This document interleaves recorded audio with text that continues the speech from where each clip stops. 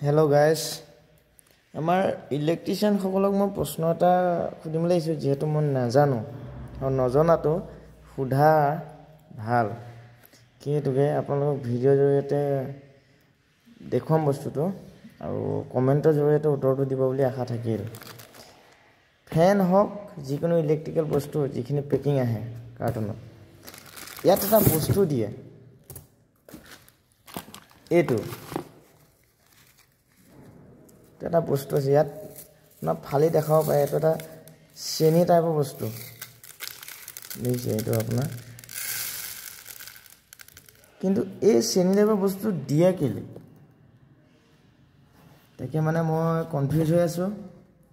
তাকে আপোনালোকে জনালে ভাল পাম পাৰিলে জনাবচোন এই বস্তুটো হয় কি আৰু দিয়ে কেলে ধন্যবাদ